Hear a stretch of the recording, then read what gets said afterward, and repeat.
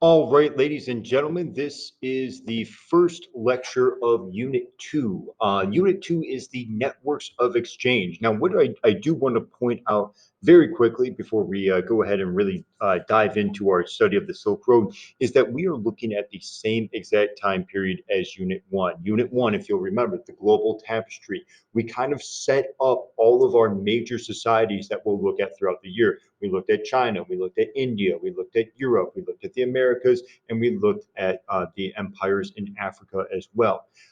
Now we're going in this unit going to take all of those societies we looked at and we're going to combine them together. They're going to start trading with one another. We want to see what causes those trade routes to occur or those trade routes to develop, and we want to see what the effects of those trade routes are. And remember, in this class, we often focus on the long-term effects and the long-term changes, or in some cases, the long-term continuities. So once again, much of what's going on in Unit 2 is setting up for what we are going to talk about later in our units, later in the first semester and well into the second semester as well. So make sure you do keep all of that in mind, that a lot of this, yes, is pertinent and important to us now in our study at this particular time, but it's also going to be important later. And I'm going to constantly call back to Units 1 and Unit 2 in order to make some points about the changes and continuities that we see in the world. Today, we're just going to focus on one of those trade routes, and that is the Silk Road. We'll be focusing on the Indian Ocean Exchange and the Trans-Saharan trade routes in subsequent lectures. Let's go ahead and move on to our quote of the day, and then we'll get to our essential questions. Our quote of the day is, "The map of the world is drawn by travelers and nomads. Built into it are steps, nights and days, stations, and encounters." In our last unit, we very much focused on kings or leaders of dynasties. We focused, as John Green from Crash Course would say, the people with the funny hats on atop their head, the kings, the queens, the leaders of the world, we'll say. And oftentimes in history, we put a lot of emphasis and a lot of focus on those leaders. I mean, even look at our modern day society.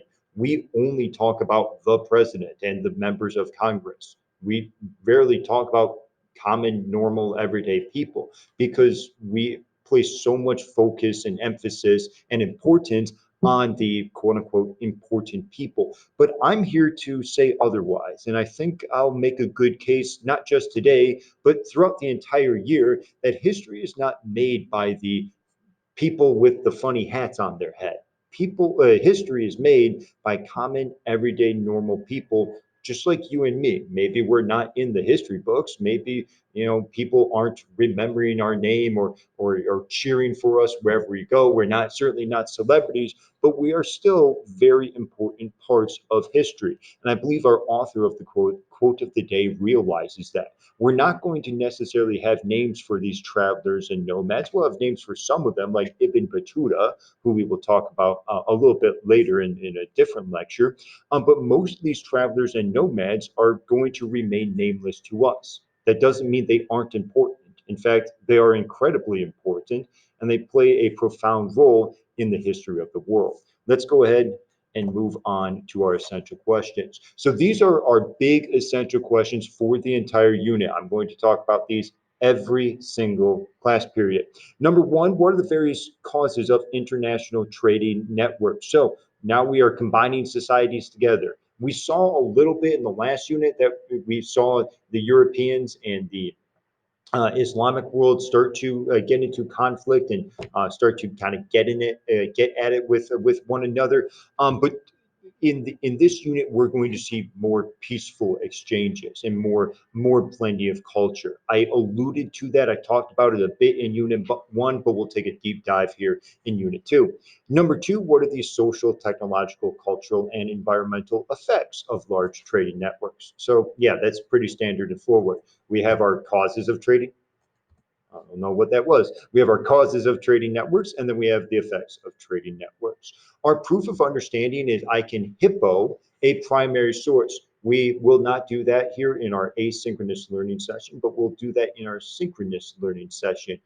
There will be no actual hippos involved. I wish I had a pet hippo. That would certainly make things a lot more interesting in class, and I'm sure more of you would pay attention to the videos if I had a kind of had a hippo walking around the background. But unfortunately for you guys, that has nothing to do with hippoing a primary source. We'll talk about what the hippo is a little bit later. Let's go ahead and get started with our notes. Before we get into the notes on the Silk Road, I want to bring up one more theme.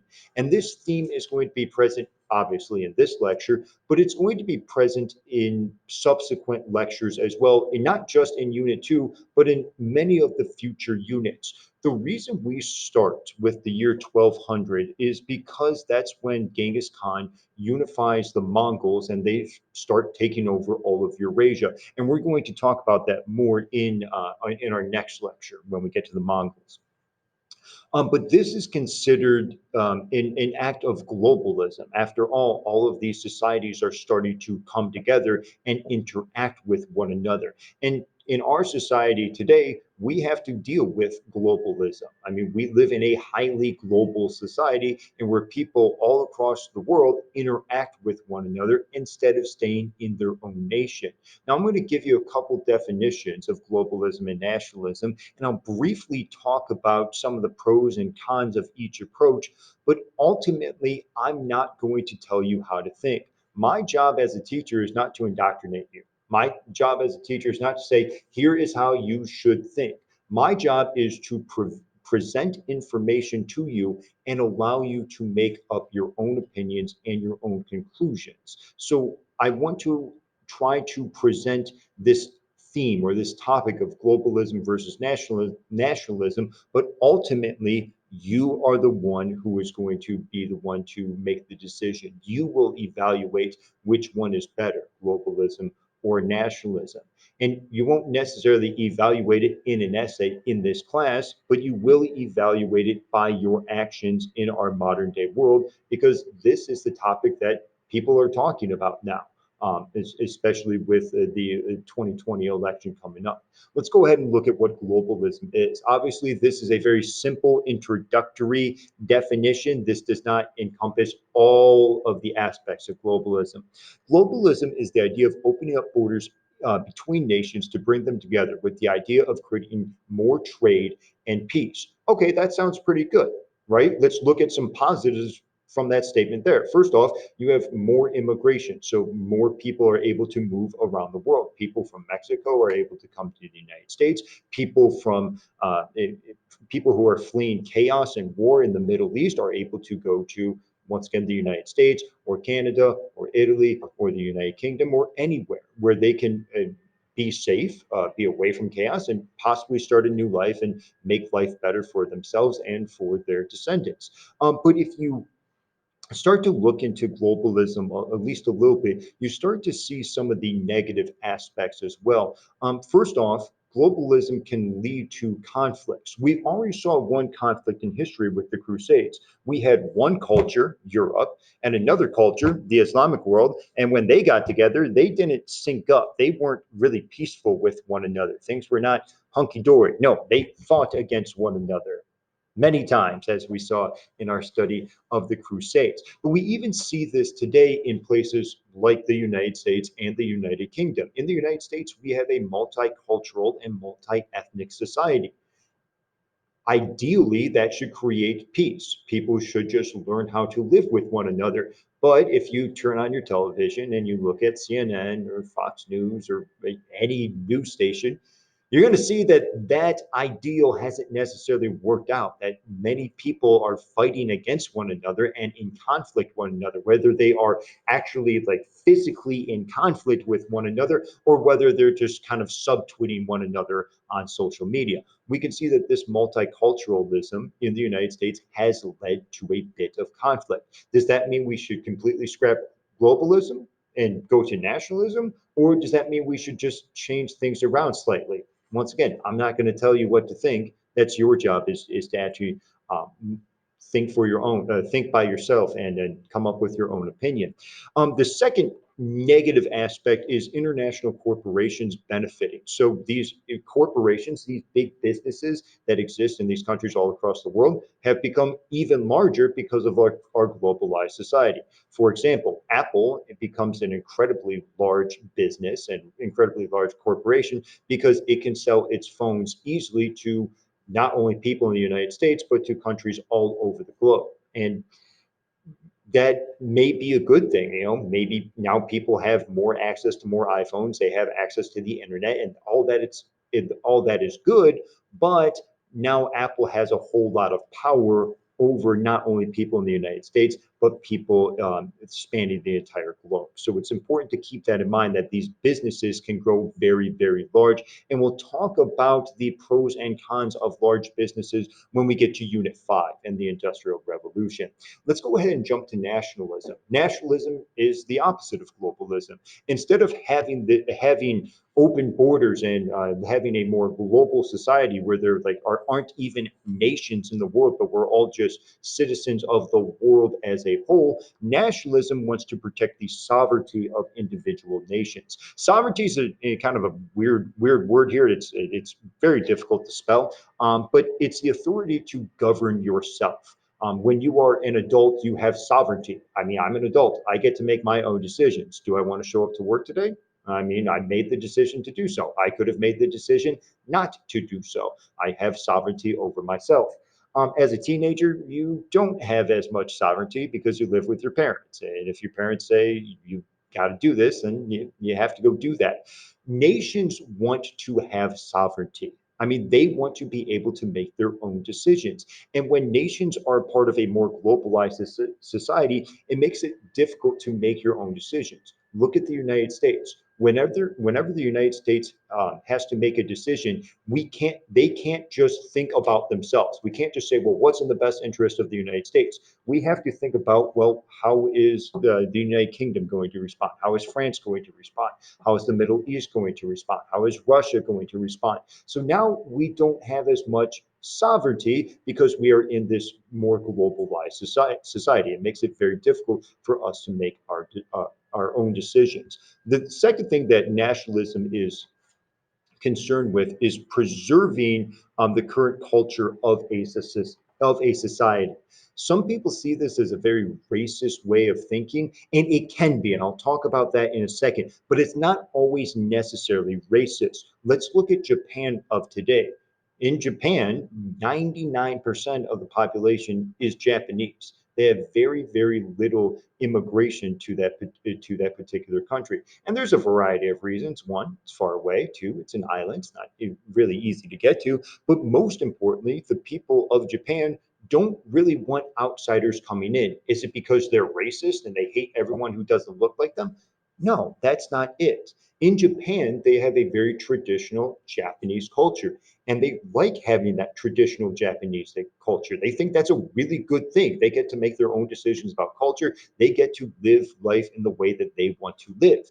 They know that if they allow other people in, if they allow non-Japanese immigrants to come into Japan, well, that's going to ruin that culture. So this lack of immigration, or this wanting to kind of close off your borders, doesn't always come from a place of hate and racism, but sometimes comes from a place of more practicality and preserving what you already have, preserving the culture that already exists. As you can imagine, nationalism can have very negative impacts, and we'll talk about those negative impacts more in Unit 7 when we look at the causes of World War I. The most obvious one is that the view of your culture can go overboard. You can get way too extreme, and this can cause you to have racist views. It's more of an us versus them type of mentality. We live in this country and we're the better country. We have the better culture. Everyone who doesn't look like us is part of them, and they are horrible and terrible because they don't live like us. You can imagine how that could definitely lead to conflict. And as I alluded to, that's going to be a major cause of World War I. And the second issue that I guess the second negative that nationalism has is you're not taking the problems of the world into account. Your own nation may go do things that yes help your nation, but hurt all of the other nations, and certainly that would be a negative consequence of nationalism. So I want you to keep that in mind. Keep in mind what globalism is and what nationalism is, but don't just think, oh, I know the definitions, and so I got it. You don't. You have to know the definitions, but you have to go beyond that. You have to think, you have to take a more evaluative approach. What is good about globalism? What is good about all these trade routes that we're going to go over? And what is kind of negative about that? What's good about having your own sovereign nation? And what's the bad or the negative of having your own sovereign nation? So keep that in mind as we go through this unit and subsequent units. Let's go ahead and move on. This is the Silk Road right here. So let me introduce you to the map. Here's Constantinople. We talked about Constantinople before with Crusade number 4 there. So this is modern day Istanbul. Europe's going to be way, way, way, way, way over here. This is kind of where the Abbasid Caliphate is. Here's Egypt, northern part of Africa right there. Okay. Here's all the Middle East. Here's India right here. And then here is China all the way over here. So this is the Silk Road. It's going to extend from China and then will actually extend all the way into Europe as well. You can imagine that there are, obviously, as you see here, there's many goods that are traded along the Silk Road. The first one being the most obvious one, silk. But there's going to be other uh, goods traded as well. You're going to have porcelain, you're going to have cotton, you're going to have ceramics, gold, silver, even artisanal products as well, like metalwork and woven goods, as you see here. So we see that there are a lot of goods being traded along this Silk Road here. What we need to look at is we need to look at the causes, and I'm going to break those down into 3 different causes, and we need to look at the effects, and I'm going to break those down into 2 different effects. The first one is demand for luxury. People have always had a demand for luxury goods. In your generation, people make fun of you. Okay, the older generation, like my generation, and the generation that's even older than I am, and the generation that's even older than them because they are still around and kicking it, they make fun of you guys. They say all these kids, all they do is get on their little Instagrammies and they show off their new Jordans that they got, or like the new like Adidas hoodie that they have, or like their Nike headband or something. Or I don't, or the Louis Vuitton belt. That is the luxury good that people go for. Now that I'm thinking about it, Louis Vuitton belt, demand for luxury right there. And a lot of members of the older generation say, well, look at these kids with their luxury goods. All they want is like material wealth and whatnot. They don't understand life. Da da da.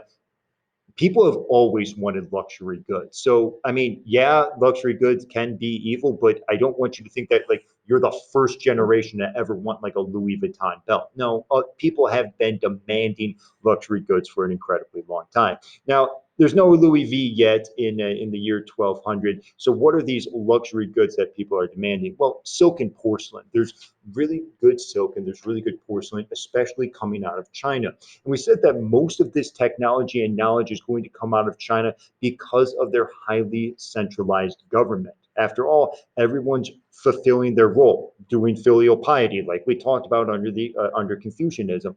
And so, when everyone is doing their role, they are making these really nice luxurious goods.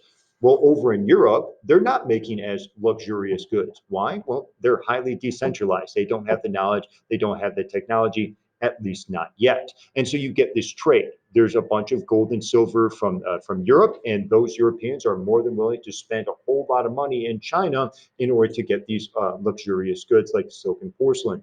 This is actually very, very similar to today. China still makes a lot of goods for Western consumption. I mean, if you look at your own shirt, or if I actually look at my own tie as well, you'll see that it's most likely made in China or made in some Southeastern Asian country. Why? Well, they're going to make all of these goods because they know that people in Western culture demand those goods. So the demand drives the production of goods, and that demand drives more trade. So with a demand for luxurious goods creates trade routes like the Silk Road. Second thing, new commercial practices. I get it. None of these are going to be like super exciting things. Like there's no one in class watching this video going, oh, we're talking about banking houses? Yes, I love banking houses. But it's still important that we go over all of these things because we have to know them. First off, all of these things I'm going to talk about, paper money, banking houses, credit, camel saddle, horse stirrup. No one's going nuts over camel saddles and horse stirrups, at least not yet. I'll talk about those and maybe you'll appreciate it a little bit more. Give me just 1 second, please. I apologize. There are motion sensors in the room, and I guess I haven't moved enough to keep the lights on. So let's get back to doing what we're doing. Anything that makes trading easier is going to make trade occur more. Human beings are naturally lazy. They are. That's true. If you examine human beings, we are just naturally lazy people. I'll give you an example right now. They actually did this psychology experiment with people who were trying to lose weight. These people tended to overeat. They would just eat a lot of food. And these scientists said, okay, let's do this experiment just to see some, how people act. And so they put people in front of a TV, and you could watch whatever it is you wanted, sports, reality TV, whatever. And they would give you a bowl of chips, and they would actually just hand it to you, not even put it on the table. Like you could just have it right here in your arm like this. And so people would just eat the chips as they're watching television and eat and eat and eat and eat and eat and eat. And then by the time they're done with the TV show, the bag of chips is gone. The scientists then took another group of individuals and they said, okay, we're also going to give you this bag or this bowl of chips, but we're not going to just hand it to you for you to put your arm around and eat like this. No, we're going to put it 5 feet away from you. And so they put the bowl 5 feet away from them. And they said, you can get chips if you want to. You can absolutely do so, but you can't move the bowl closer to you. That's it. And so what they found is that all the people who were sitting there watching TV, they wanted chips. They were hungry, but the chips were 5 feet away and they couldn't quite reach them. They would like reach out their arm and try to grab it, couldn't quite reach it. And so they said, nah, not worth it. I'll just watch TV.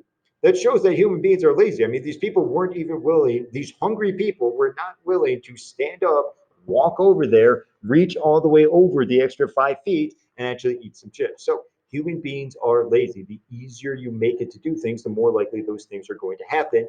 Let's apply this to trade. First off, paper money, which is also called flying money. This is coming out of the Song Dynasty. Remember, the Song Dynasty already has a printing press. Europe's not going to develop that printing press until Johann Gutenberg does in the mid 1400s. It makes it much easier to transport. I mean, after all, what would you rather carry in your pocket? Hundreds and thousands of pennies or a few pieces of paper that are worth the same exact amount? I mean, the choice is pretty obvious. And so, because paper money makes it easier to trade, more trade is going to occur.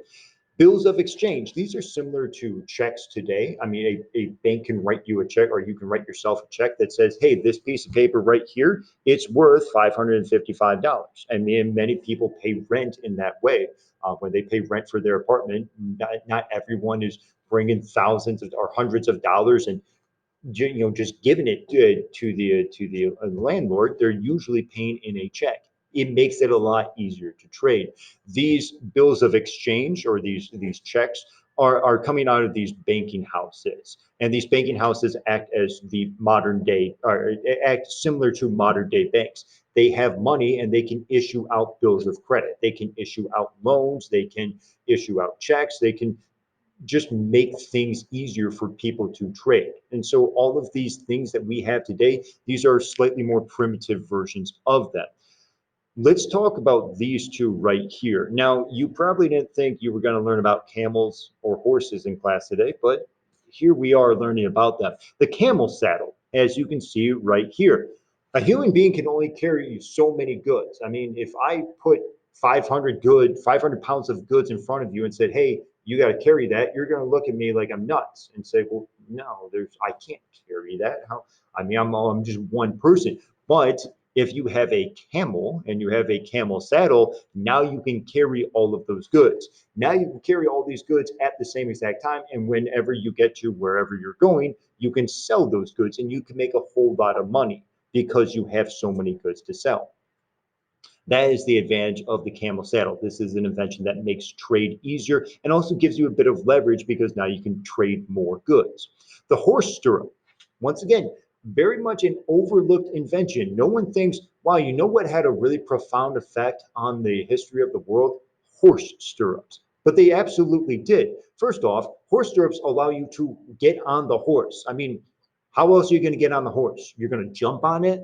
What were you Vince Carter? You got like a 46-inch vertical. You can't jump on a horse. The only way to get on a horse is to put your leg in one of the stirrups, get your other leg over the horse, and there you're on the horse. But then once you are on the horse stirrup, it allows you to balance your weight out a little bit, so it's easier for you and better on your back, and then better on the horse's back as well. And now this horse can carry more goods, and the horse can carry significantly more goods than you can. So now you can trade more goods and you can make more money, which gives you an incentive to engage in trade. So we see here that these inventions make it much easier to trade, and these inventions give you an incentive to trade, which is why those trade routes are going to continue to develop. The last one are these are large empires, and we talked about this when we looked at Unit 1. Large empires make it easy to trade. We already looked at the Abbasid Caliphate, and we'll look at the Mongol Empire a little bit later in our next lecture, actually. And what we see is that when these large empires exist, they put everyone under one rule. And because everyone is under one rule, it makes it a little bit easier to trade. These big empires also protect traders from bandits. I mean, that's a legitimate concern. If you're a trader, what's stopping someone from robbing you? What's stopping someone from taking all the goods off your camel saddle or away from your horse? Well, if you have these large empires have tribute payments for coming in from smaller countries. These large empires have tax dollars coming in. They can raise armies to patrol the trade routes in order to make sure that bandits are not taking over traders. If you have a bunch of small societies like you did in Europe, well, those kings or lords in Europe don't necessarily have an abundance of wealth. So they're not going to be able to hire a bunch of people to protect the trade route. So that's why centralization works very well here.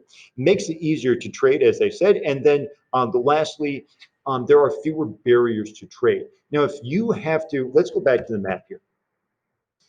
If you had to go from Constantinople all the way over to China over here, okay, if this is all one country, all one society, you don't really have to pay any taxes because you are staying within your own country. I mean, I don't have to pay taxes when I cross the border into California. Why? We're all in the same society. We're all in the same country.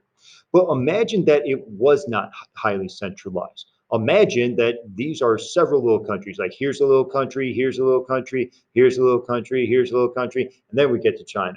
Well, every time I enter a new country, I'm going to have to pay taxes. I would enter into this country, they would say, hey, if you want to come into our country, you got to pay taxes because we know you're going to be trading. And so I would have to pay taxes there.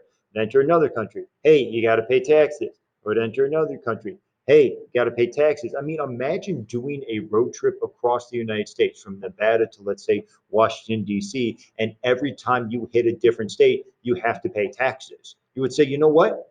I'm just not going to travel. I'm just not going to trade because I don't want to pay all of that money. And that's why centralization and having these very, very large societies is a good thing for trade. That doesn't mean having a centralized and large society is always a good thing, as we will see in our future units. But at least for trade, centralization works much better than decentralization by allowing protection and allowing fewer barriers or taxes to trade.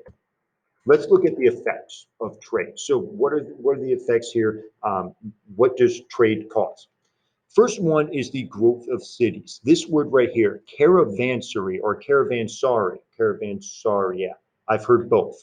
Caravansary, caravansary, however you want to pronounce it is okay. These are hotels that came up along the route and eventually sprang up into cities. Our two major ones, one is on the map, one isn't.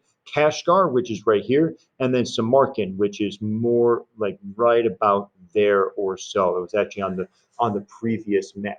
Now, here's how these societies started. If you were coming from Venice or Constantinople and you want to get all the way over to China, well, eventually you're going to have to stop. You're not making this in one day. And so you might stop in Baghdad, and there might be a hotel in Baghdad and you stay there. Or there might be a hotel in Kashgar on the second leg of your trip, and now you end up staying there. Well, when you stay in a hotel, there are people who have to be there. There's the attendants, there's the people who have to check you in, there's the people who have to clean up after you, there's the people who have to cook food. And then those people need businesses to support them as well. So you get more people moving into Kashgar, into Samarkand, and now you have yourself a city. We should all be very familiar with that concept because all of us live in Las Vegas. Las Vegas is kind of a caravanserai, and it's one of the fastest growing populations in the United States. Here's how it started. It started as a bunch of hotels. People came from all over the United States and actually all over the world to go to those hotels. Not really because of trade, but because of all the entertainment that we have here. But still, the idea is the same. Then there had to be people to work in those hotels. You needed the attendants, you needed the people who would clean the rooms. Those people had to live in the area. So they started building homes in Las Vegas. And then those people needed other goods. Well, they needed gas stations, they needed restaurants, they needed places to go and things to do. And so more and more people moved in because they saw an opportunity to make a bit of money. And then we have the beautiful city of Las Vegas that we have today. So that is how these cities spring up. Trade produced the growth of cities, especially in this area of the world, what we are calling Eurasia, which is Europe and Asia. This is an example of a caravanserai. I have forgotten exactly where this one is, but it is somewhere along this route here. But this is a more or less a hotel in which people would come in and they would stay in these particular rooms, and then they would travel on the next day. And so this required people to take care of the rooms and to have businesses in the surrounding area, and the city sprang up. What I do want to point out here is that these are areas in which people could interact with one another. As you see, everyone's got their own little room right here, but this is a big common area. This looks like it could be some sort of fire pit or a place for people to gather around. This is actually going to lead into our next slide a little bit, but this is where people of all different types of cultures and societies could interact with one another. I mean, after all, you could get one man from Europe. You can get a man from Baghdad. You could get a man from the Song dynasty. You could even get a traveler from the Mali Empire. All of these people could be living right next to one another and interact with one another in this common area here. Remember, there's no cell phones yet. So you can't just go into your room and say, oh, well, I don't feel like talking to people, so I'm just going to stare at my cell phone like this and just avoid talking to anyone, because that's what people do nowadays. People avoid conversation just by staring at their cell phones. That way they don't have any sort of awkward interaction with someone. But you couldn't do that in 1200. So people interacted with one another. So the guy from the Mali Empire would interact with the guy from Baghdad, who would interact with the guy from Europe, who would interact with the guy from the Song dynasty, and all of them would trade things, not just goods, but also ideas and technology. I mean, after all, if a European is walking around and they have a golden cross on their neck, well, it makes sense that the guy from Baghdad might say, hey, what the heck is that thing on your neck? And now religion is being spread because the European is going to be talking about Christianity and the guy from Baghdad is going to be talking about Islam.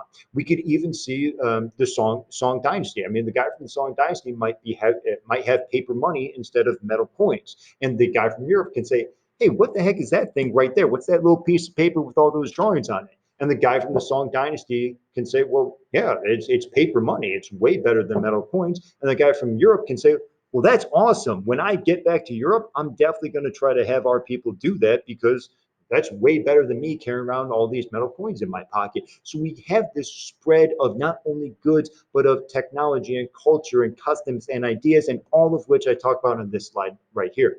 So we have these cultural exchanges, like the religious exchange, like the technological exchange, like the use of goods like gunpowder. We see that gunpowder is going to be coming out of China and then used by people in the Middle East and by people in Europe in order to actually put in guns and start firing at one another, which is going to have a profound impact on both of those particular areas. So we see that trade has not only has exchange of goods, but exchanges of culture as well. And that is actually going to wrap up our discussion and our lecture about the Silk Road.